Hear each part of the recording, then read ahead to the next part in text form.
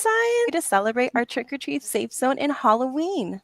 Thanks so much for having me. Are you guys ready for some awesome science? All right, that sounds great. We're so excited. Let's go. All right, here we go. See you later, Miss Natasha. And hello, friends, and welcome to the Mad Science Spooky Spooktacular Show. My name is Kinetic Kylie, and we are going to have an awesome time today doing some very spooky science. Now, a word of warning before we get started. Most of the stuff that I do today is going to be pretty safe, but some of the experiments can be a little dangerous. So please don't try any of these experiments at home unless we say it's okay, because we want to make sure that we end the show with all the fingers that we started with. So remember, don't try this at home. But today you are going to be meeting a bunch of my super spooky friends. Are you guys ready to get spooky with my friends and some science? Yeah, awesome. Let's get started. So I'm going to introduce you guys first to my best friend, Bobby Bones. Everyone say hi, Bobby. Now, Bobby, he's a good guy. He's here to make sure that we stay safe in the lab today. And he has a very special hello for you all. But it seems that he lost his voice quite a long time ago. So I think we're going to need to give him a hand in trying to send you guys a very special message today. So I'm going to help our friend Bobby make a little message. So we're going to start with a little bit of baking soda, and I'm going to add a little bit of water. You can kind of see it in there in my cup, and we're going to stir it up with this here Q-tip. Boop, boop. This one out of the way for you so you guys can see. All right, and I'm going to help Bobby write a little message for you guys. All right, come here, Bobby. Got to give him a hand. See, all right, here we go. So, Bobby, what are we going to say today? Let's see. Hi.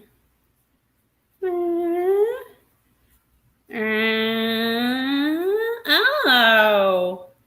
His handwriting's not great because, again, doesn't really have a movable hand anymore. But he wanted to say, hi, friends, and welcome to the show. Now, Bobby, it looks like blood on this paper, but I'm going to let you guys in on a little secret. This isn't blood because that would be gross and kind of weird.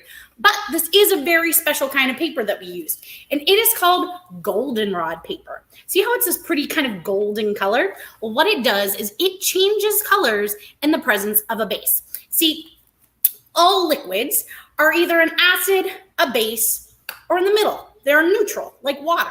Now, acids are things like vinegar or apple juice and orange juice and lemonade and soda. All those things are acids.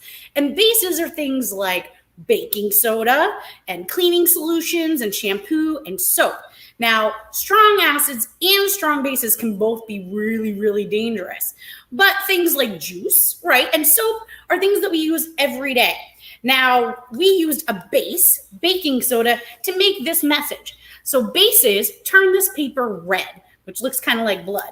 Now, go let them dry a little bit. Give them a little bit of help. Now, we've got here some vinegar. And like I said, vinegar is an acid.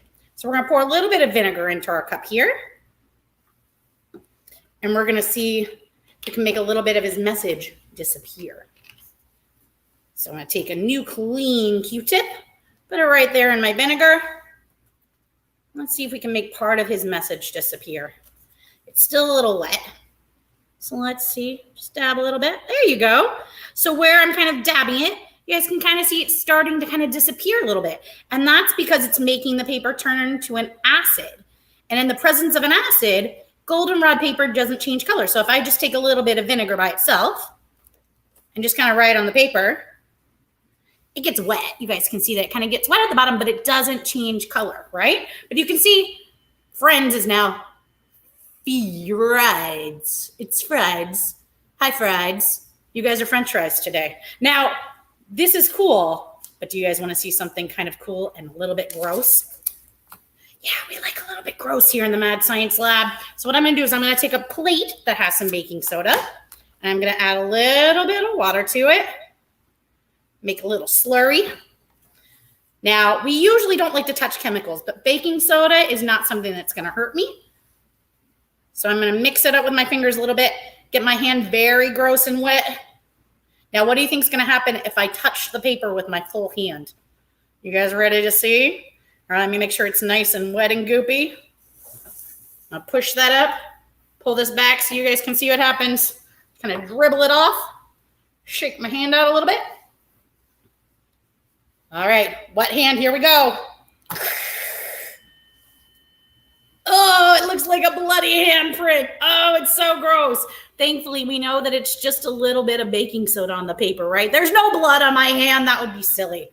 Isn't that cool, though? Goldenrod paper. Thanks, Bobby, giving us a little note. Now, if we want to be a scientist, we got to keep our hands clean, so I'm going to give myself a quick hand wipe here. Now, Bobby has a lot of friends, and we are going to be meeting some of those friends today. Now, the first friend that we are going to meet, his name is Gary the ghost. Now, ghosts are usually kind of floaty and kind of pillowy, and they like to float about. Now, this Gary the ghost, he is a very active ghost, and he loves Halloween games. How many of you guys like Halloween games, right?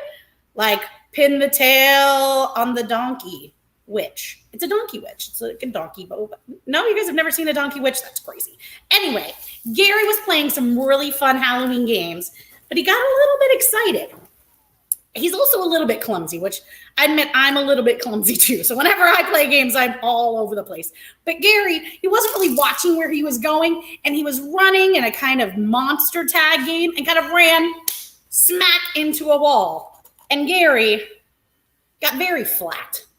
So we tried what we could to kind of poof him back up. I did a little bit of CPR. We tried a bicycle pump, but we couldn't get anything to help inflate our friend Gary the ghost. So we're going to use a little bit of chemistry to help Gary the ghost and see if we can pump him back to his normal self. So again, we're going to use vinegar, which is an acid, right? We just talked a little bit about that. Now I've colored it with a little bit of red food coloring just because at Halloween, everything's spookier when it's a spooky color, right? So I'm going to pour some of this vinegar, which if you guys have ever had, salt and vinegar chips, or if you've ever had salad dressing, those are all different kinds of vinegar. I'm going to pour some in there. So we've got our nice little bottle of vinegar. I'll put my lid on. And then inside of our friend Gary, we're going to put a funnel. And we're going to add some baking soda. Now, remember, we just talked about baking soda is a base. Now, when bases and acids get together, they tend to cause reactions. That means something happens to them. They change into something else. Now, when baking soda and vinegar mix together, they create a special kind of gas. And that gas is called carbon dioxide. Now, if you haven't heard of carbon dioxide before, it's in the air that we breathe every day. In fact, most of what we breathe out is carbon dioxide. So I want you guys to take a big breath in, and we're breathing in oxygen and all the other good stuff that's in the air, and then breathe out. And we're breathing out all the stuff we can't use, like carbon dioxide. But you know who does use carbon dioxide? Trees and plants and flowers and vegetables that grow outside. All those things need carbon dioxide to live. They take that carbon dioxide and use it to make food. Pretty cool, right? And then they also filter the carbon dioxide out of our air so it's safer for us to breathe. So it's going to make some carbon dioxide here today when we mix these guys together. So I'm going to put my baking soda and my funnel over there. I've got my bottle of vinegar here. Make sure you guys can see. Now I'm going to take Gary. Now he's full of baking soda, right? We filled him up. I'm going to put him here on the mouth of this bottle. Let's see if he's going to cooperate today. Right here, slow and steady, beautiful. All right, my friends, so now what we're going to do is we are going to lift up Gary. It's going to drop the baking soda into the vinegar. And what do you guys think is going to happen? Any guesses? Yeah, it's going to make a lot of gas, right? Where do you think that gas is going to go? Hopefully into Gary. Hopefully we can inflate him a little bit and bring him back to his lovely ghosty self, right? Does that sound like a plan? Let's give it a try. Are we ready? In 3, 2, 1. Whoa, whoa, whoa. Oh, Gary. Uh-oh. Oh, he's filling pretty fast. Oh, my goodness. He's a happy ghost. Now, if you guys can see, you can actually see all the bubbling that's going on in there. Look how extreme that is. That's a lot of bubbles. It's making a lot of carbon dioxide gas. And that's what fills up our friend Gary, whose face, oh, look. Yeah, he's very excited. See? That's his excited face because now he feels like himself again. But, oh, can you guys see that the bubbling has kind of stopped and it's fizzed out? Why do you think that happened? Well, once all the baking soda and vinegar has mixed together, and it's made all that carbon dioxide, it's finished reacting. And we're actually left, a lot of that that's left in here is just water. I know, pretty crazy, right? It's also got some other good stuff in there too, but we've got mostly carbon dioxide up in our friend Gary here. Now, what do ghosts like to do best? Do they just like to hang out on a bottle? No, that would be silly, right? So we're gonna take Gary off now that he's come back to life. We're gonna put his little bottle over here. Now, ghosts like to float. They like to fly, right? So should we let Gary do a little bit of flying? Yeah? All right, can you guys say, see you later, Gary. See you later. Woo! And he's off on a new adventure. Now, my friends, this next experiment, you guys can actually do at home with me. All right, I'm going to show you what you need. And if you don't have the stuff now, that's okay. It's a really simple experiment. And it's one that you can always do a little bit later if you don't have the stuff to do it right now. So you're going to need some tape. Any kind of tape is fine. I'm using some clear translucent tape. Either a balloon or a styrofoam cup. Either one will work, and we'll show you how that's going to work. A pair of scissors, because you're going to need to do a little bit of cutting. Some kind of marker or drawing utensil. Some tissue paper. I'm using white, but you guys can use whatever color you have at home. And then some kind of either stiff paper like cardstock or cardboard. You know what works really great is like if you have an empty cardboard box from a box of cereal, that's a great thing to use. That right there. And those are all the things that we're going to need for this experiment. Now, this experiment is very important. So our friend Gary the ghost, who just flew away, he has a very special Halloween wish. And his Halloween wish is to have a family. He's always wanted a family, but he's always been a loner. He's never had anyone with him. So today, we are going to help Gary get his Halloween wish by giving him a family. So we're going to make him a family of ghosts. Now, if you want to mix this family up and make a family of pumpkins or witches or whatever kind of creepy creature you'd like, that's okay. Gary loves to have a family of whoever wants to join him. So we are going to start with a piece of tissue paper. Now, you want to make sure it's just one thin ply of tissue paper. And you're going to use a marker or a crayon. The markers tend to work a little bit better for this experiment. And you're going to draw out some ghosts. So I did one in advance. Now, I'll let you know, markers and tissue paper don't really like each other, right? When tissue paper gets kind of wet, it gets kind of holy. So my first ghost friend here, he's got a little hole in his eyeball because I put a little bit too much marker on it. But what you guys are going to do is draw a ghost. So I'll show you kind of a general shape, but you can make kind of any kind of ghost shape you like. So usually kind of a little spooky outline, kind of like that. You guys can see, kind of works well. And then sometimes little eyes, boop. Again, you don't want to put too much marker in there or it likes to kind of eat through that tissue paper. So you're going to create some kind of spooky shape, kind of like a ghost like that. And then you're going to take your trusty scissors and you're going to cut them out. Do a little cut. Now be very careful cutting out. Like my scissors are really sharp. I don't know about yours, but just be careful. If you need help, you can always get your grown-ups to help you with this experiment, right? Anytime we do any kind of experiment, we should always have our grown-ups around just to make sure, because sometimes science does weird and crazy things, and we always want to make sure we're safe. Safety first. So we're going to cut out our little ghost friend. Ha-ha. So here's my little ghost. I'm going to call him Freddy. Hi, Freddy. How's it going? Now you can make as many of these as you like. I'm going to show you guys with one, and then you can always make some more. And then I'm going to take my piece of cardstock. Again, you can use any kind of paper, even regular paper, but something with a little weight to it helps, and I'll show you why in a minute. And what we're going to do is we're just going to lay our ghost friend on the paper, boop, kind of like so. And you're going to use a piece of tape. Now, this part's important to listen first before we do. We're going to tape just the bottom. So just the very bottom of our ghost to our paper or our cardboard. I'm going to tape it, and then I'm going to show you. So just this little bottom bit right here so that he can still flop over. You don't want to tape the whole thing down, just right there at the very bottom. And then what I like to do is kind of fold my ghost friend where that tape is like so. So he kind of falls off, and then flop them back.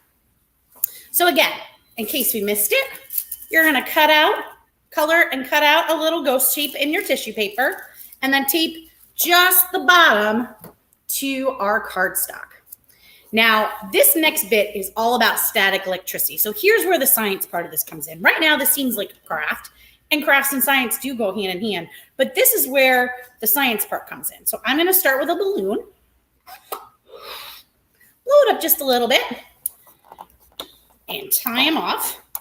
Now I'm going to try to create some static electricity.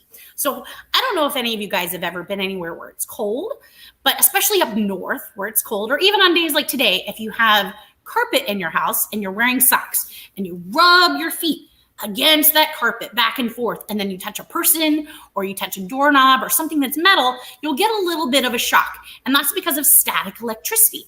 And static electricity happens when the negative and the positive parts of an object are off balance, right? So it gets kind of unstable, and it wants to get stable again by zapping things or finding a conductor to let that electricity go.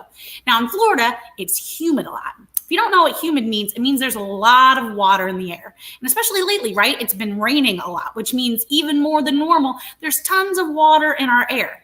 And water is a conductor of electricity. So when there is static electricity, all that water in the air zaps it. They steal our static electricity. So we don't get as zappy down here as you would if you lived up north or somewhere that's cold. But since it's pretty cool today, I'm hoping we can get a nice little buildup. Now, to get a buildup of static electricity, there's a couple different ways you can go. If you've got like a cottony shirt, you can rub it on your shirt. A lot of people like to rub it on their hair. Sometimes you can even give yourself really fun staticky hair. Now, you'll know it's starting to work if after you've been rubbing, you can kind of hold it above your head and some of your little hairs will stick up. So you do have to give it quite a good rub. It sometimes takes 20 or 30 seconds, which seems like a really long time, but you want to make sure you get some really good static. Now, if you can get that static going really, really strong, what you should be able to do, let's see if I got him good enough, is hold this above your little ghost friend and he'll magically lift all by himself. See that, guys? See if I still have a little bit. Ah, look at him go. See, I'm not even touching him. I'm just holding it close. Now it's probably starting, my static electricity starting to go back down. So if it stops working, just go again. Get yourself some static. Rub, rub, rub. Again, you can also rub on your shirt. Now, if you're wearing like a shiny costume, like a Halloween costume, it doesn't like shiny fabrics very much. But say you're near carpet and you rub your balloon on carpet, oh, you can get a lot of good static electricity off that carpet. Or even a really good woolly sock. Wool is a great way to get some static electricity. Want to see? Get a little bit more. Let's see if I can get him to dance one more time.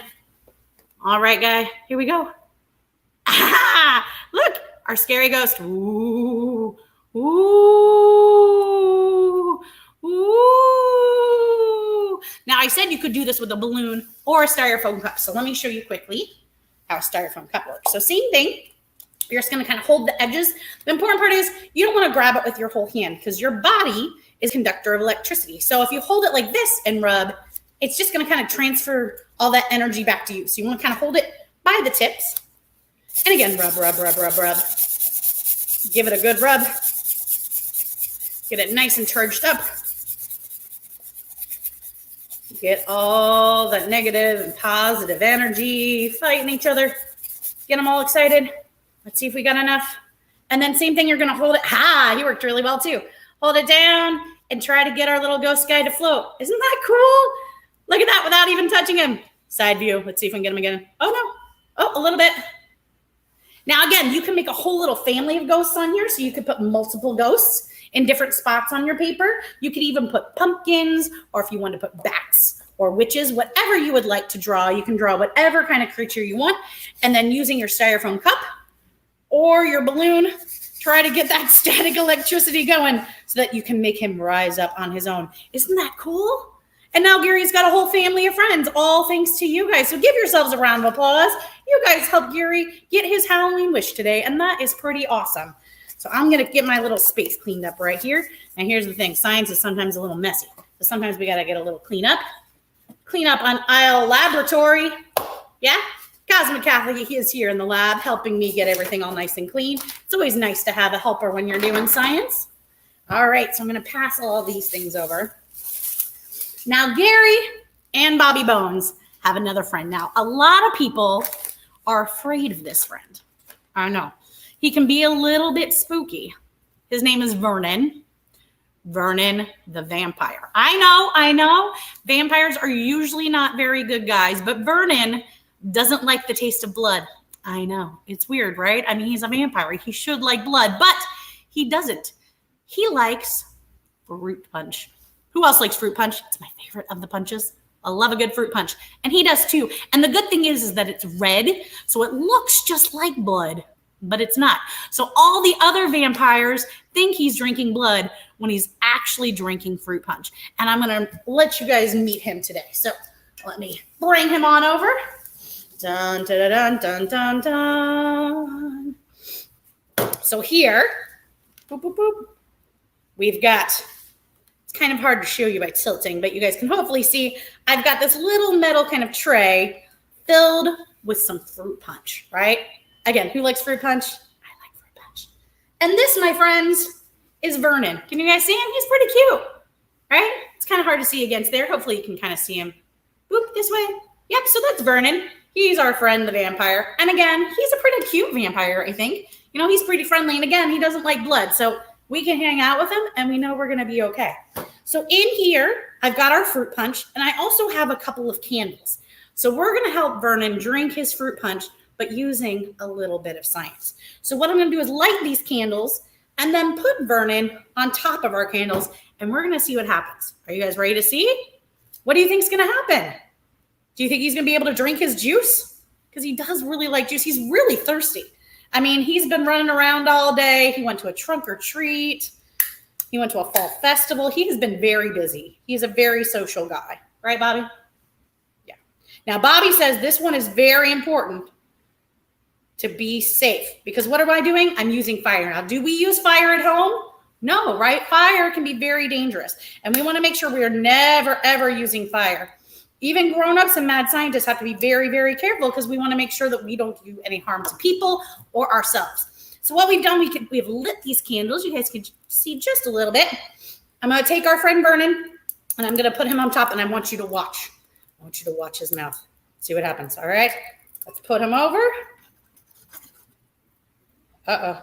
So if you watch, I don't know if you guys can see the candles very much, but the candles are starting to go out. Uh-oh. And then look. Oh, the fruit punch is going up in the glass. Can you guys see? Woo! He's drinking that fruit punch. I'm going to try again. Because he went up a little, but I think he can do better. I'm going to use another set of candles. I think he can drink more juice than that, don't you? And again, we don't play with fire. We want to be very, very careful. Even scientists and grown-ups have to be very careful when using fire. That's why I've got a fire extinguisher and water nearby to keep us safe. All right, so I'm going to let these candles go for a second. Oop, you'll be able to see him undrink his water. Did you guys see that? All right, let these burn. Push them inside. Fire's going to go out. Oh, and there he goes. He's drinking that fruit juice again. Oh, he drank a little bit better this time. Now, what's happening is inside the glass, the air is kind of cool, right? It's a kind of cool day. Now, what do you think happens when the fire gets inside that glass? It likes to eat up some of the oxygen, but it also heats up the air inside. And those air molecules, well, they kind of start like this, right? They're hanging out. They're bouncing around. But when they get hot, they start a really big boogie. And they're like, whoa, man, it's too hot in here. And they go bouncing against the glass, and they try to push out of the glass, and they're just pushing against each other and like, woo! But then the candles go out. And what happens when the candles go out? It gets cooler back inside the glass. So when it gets cool again, they're like, ooh, it's getting kind of cold.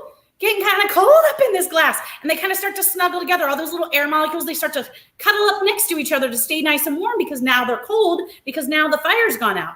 But when that happens, it takes them from being wild and crazy all over the glass, to right up against each other. And when that happens, it kind of condenses the air, kind of scoops it all together into one little ball of air. And when that happens, it makes a little space inside the glass for that fruit punch.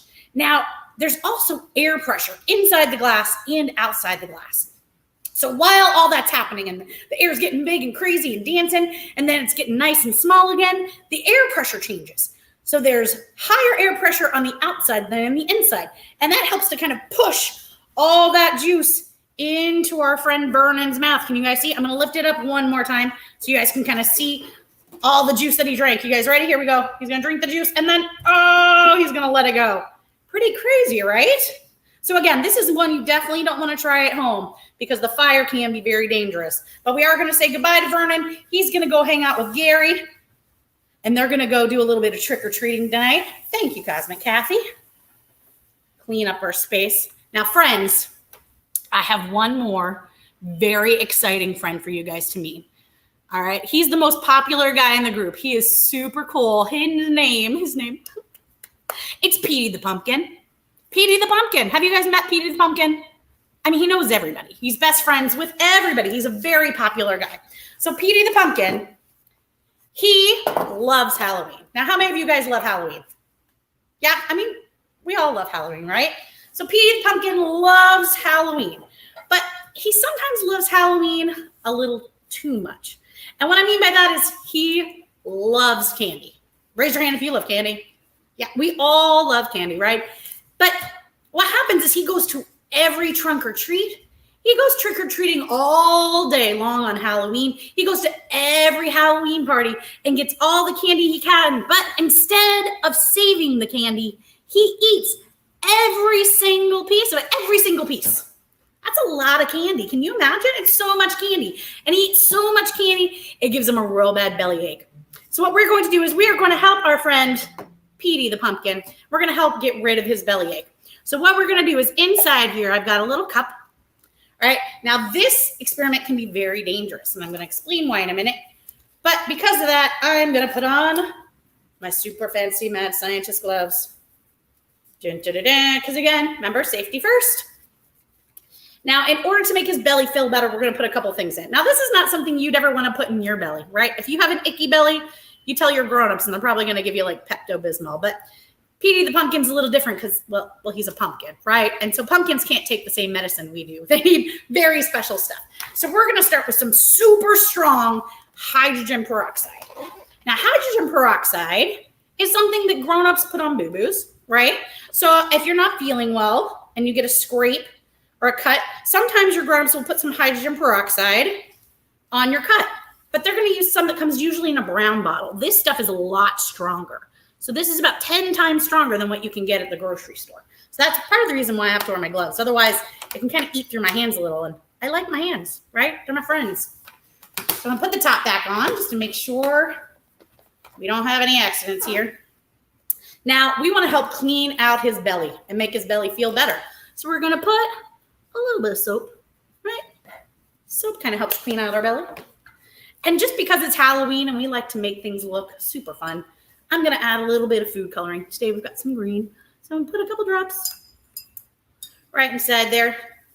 So I'll pull the cup out so you guys can now see. So now, ooh, so the green's right on top, but it'll start to filter down, right? We've got a little bit of soap in there, and we've got our hydrogen peroxide. Now, hydrogen peroxide doesn't like to be hydrogen peroxide. Hydrogen peroxide is H2O2. That sounds kind of similar to something you guys have probably heard of before, right? Water is H2O, and hydrogen peroxide wants to be water. They're just super envious. So they want to get rid of its extra oxygen so that it can be like water. Now, it happens naturally. That's why a lot of times hydrogen peroxide comes in a brown bottle. It helps keep it from becoming water too quickly. But after a while, it'll start to break down and it'll end up being water and oxygen. But we're going to make that happen a little bit faster today using something called a catalyst. And this is going to make Petey feel real better a lot faster than usual. So this is called potassium iodide, right? Iodide is something you can get at the grocery store, but potassium iodide is a little bit different. Iodide, sometimes it gets put on your cuts too. So see, this all is a kind of medicine, but again, just for Petey. Do not drink this at home. Not good. Now what's going to happen is I'm going to put a little bit of this inside of Petey's belly, and it's going to mix with the hydrogen peroxide and the food coloring and the soap. And it's going to be a catalyst to make the hydrogen peroxide split into water and oxygen. Now, oxygen's a gas, right? And I put a little bit of soap in there. So what do you think is going to happen when the oxygen mixes with the soap? Bubbles, right? Lots and lots of bubbles. So hopefully, if all goes well, our friend Petey will make lots and lots of pukey bubbles. Are you guys ready to see? Ready to see Petey puke? I know, it's kind of gross, but also kind of cool. All right, so I'm going to take some of our potassium iodide. It looks kind of like this, so you guys can see. It's kind of like a white crystal. Kind of looks like salt. All right, and I'm going to put it in here and then put a top on his head. We're going to see what happens. Are you guys ready? It sometimes takes a minute. Let's see if we're ready for it. In 3, 2, 1. Oh, he's bubbling, he's bubbling, he's bubbling. Oh, it's starting. Uh-oh, Petey's about to get sick. Oh, no, guys. Oh no, Petey. Oh, come on, get it out, buddy. Oh, no. Oh, it's coming out his eyeballs. Petey, how you doing, bud? Oh, gross. Oh, gross. Oh, Petey. Oh, he's so sick. Oh, goodness. Oh, can you guys see? Oh, poor Petey. Oh, gross. Oh, he's just. Are you one of those people that kind of get sick when you see other people get sick? Yeah, I'm one of those people. Oh, Petey, come on, man. Get it out. Oh, get it all out. Oh, at least it's foamy and it's green, so it's prettier. Oh, goodness. I don't know if you guys can see in the tray in the front, but my foam's growing. It's getting even bigger. Oh, my goodness. It's growing like its own animal. It's alive. It's alive. Oh, Petey, you've got living puke, buddy. Now, my friends, like I said, that is the oxygen that is mixing with the soap and creating all these bubbles. Now, I don't know if you guys can kind of see some steam coming up here. This is what's called, oh my goodness, look how big that foam's getting. This is something called an exothermic reaction. Oh no, it's coming out of his head. Oh gosh. It's an exothermic reaction, and that means it's releasing a lot of heat. So this is actually really warm right now. I don't know if you guys can see the steam, but this is a pretty hot reaction, which is why we never really want to touch it. And part of the reason I'm wearing gloves. Pretty cool. Oh my goodness, he's still going. And he's going to still keep going until all that hydrogen peroxide has released all the oxygen and turned into water inside here. And all the oxygen has turned into foamy puke outside here, right? But Petey, how you feeling? You feeling a little better? He's feeling better, friends. So give it up for Petey. Now, again, remember, be very careful when you get your candy. Just a couple pieces at a time, because you do not want to puke like Petey, right? No one wants to puke like Petey, right? That's the lesson of the day. Little bit. Moderation, my friends. Candy in moderation. Pretty cool, huh? What do you think, Miss Natasha? Do you think it's time to take some questions? That was amazing, Mad Science. I could see why he's popular too. I know, right? All right, friends at home, if you have any questions for Mad Science, please let us know what they are in the chat. All right, we have a question from Caitlin Hill. What makes your science mad? That's a great question. So a lot of times when you're at school and you're doing science, now science teachers are awesome, right? All of our teachers are great. But sometimes they don't have the time to do cool experiments in the class, right? They do all they can, but a lot of times it's just reading from a book. So our mad science is mad because we like to do the crazy stuff that you can't always do in a classroom, whether it's too expensive or too messy or too dangerous. Could you imagine doing this in the classroom? It'd be so messy, right? And the foam is really hot, which could be really dangerous. So we get to show you guys cool stuff that you guys might not be able to see anywhere else just because of safety, right? Because again, safety first. But that's a great question, sweetheart. Thank you. That makes sense. All right. Our next question is, what is your favorite experiment? Oh, well, from this show, it definitely has to be Petey and his puke. I mean, look at all that foam. Can you guys see it? It was growing. It was kind of crazy watching it. It was actually starting to billow up and get kind of like this. And it was growing in front of me like a monster. But one of my favorite things to play with is dry ice. Which is super cool. It's frozen carbon dioxide, and it does something called sublimate, where it goes from a solid to a gas. So it just kind of looks like it's turning into this big gust of fog. But it's, again, super dangerous stuff. And you have to be even 18 just to buy dry ice, right? Because it's so cold, negative 109 degrees, can actually burn your fingers. Isn't that crazy? You got to be very careful.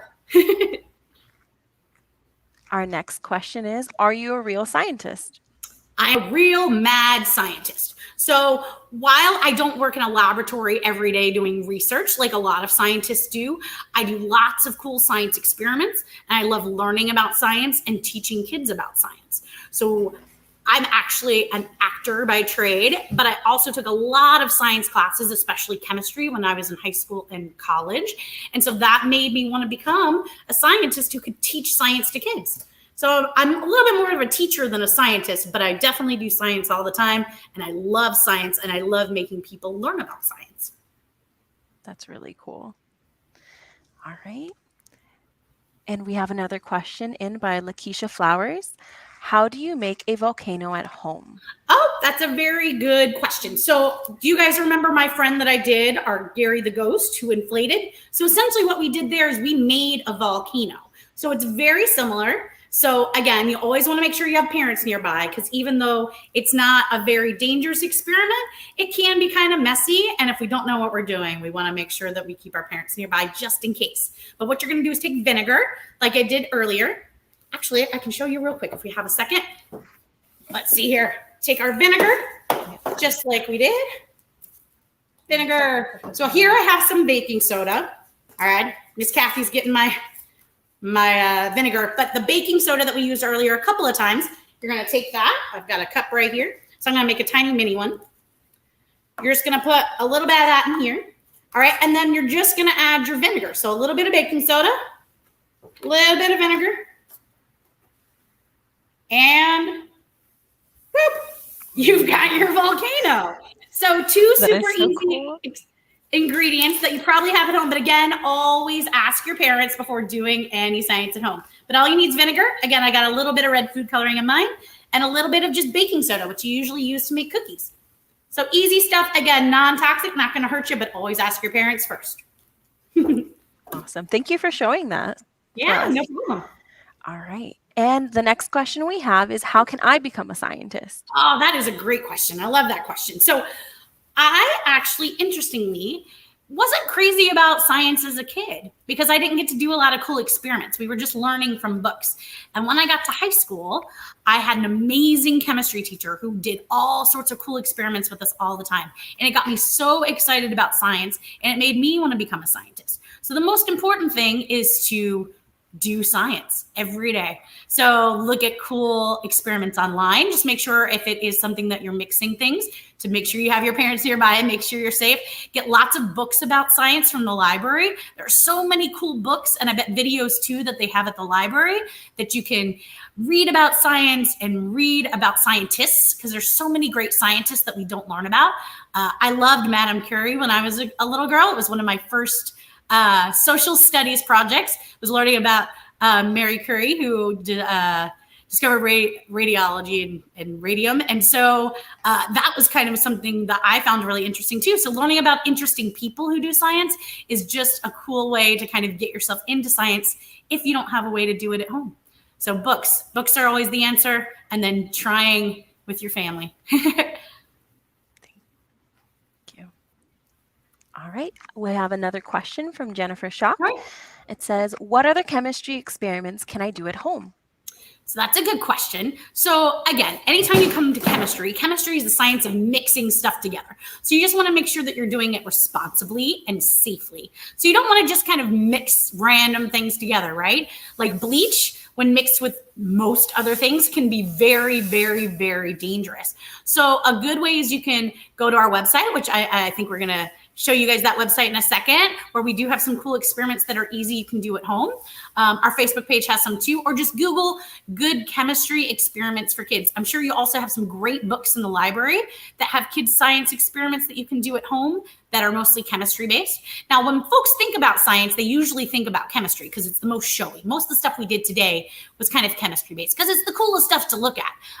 But there's lots of great other projects you can do too with physics. Like the one that we did with the candles was actually a physics experiment. So there's lots of cool things you can do at home that seem like chemistry-ish, but are actually physics and other kind of science. And so just check your local library for cool kids science projects you can do at home. A lot of times just a couple easy to use things that you might have at your house can lend itself to be really cool experiments without having to use lots of heavy chemicals that can hurt you. Awesome. Another question we have is, when did you start creating experiments? Oh gosh.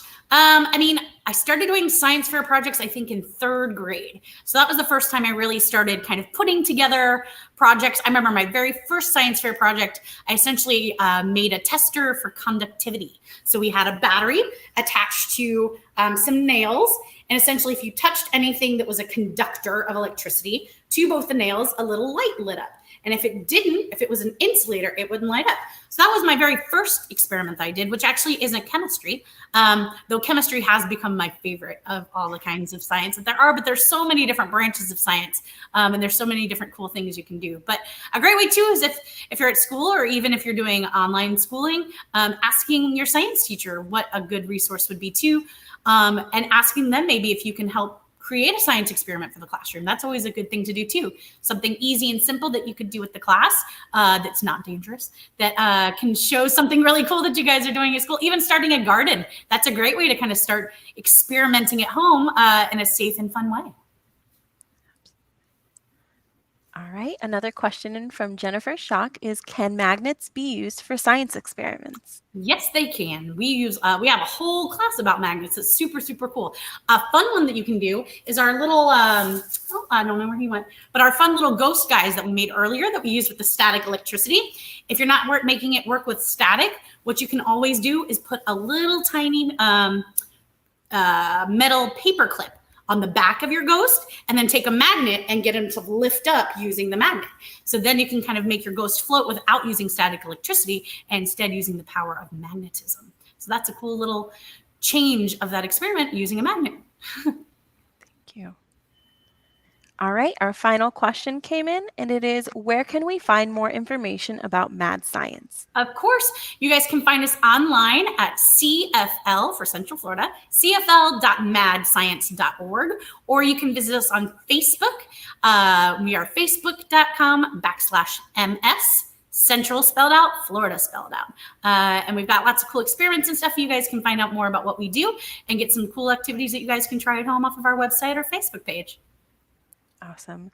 Thank you so much, Mad Science, for answering our questions and giving us such a great show. Oh, thank you so much, Miss Natasha. I had an awesome time. Thank you so much, friends. It's been an awesome time, and I hope you all have an amazing and happy Halloween. You too. Bye. Bye, guys. Happy Halloween. All right, friends, go check out more from Mad Science at the website cfl.madscience.org.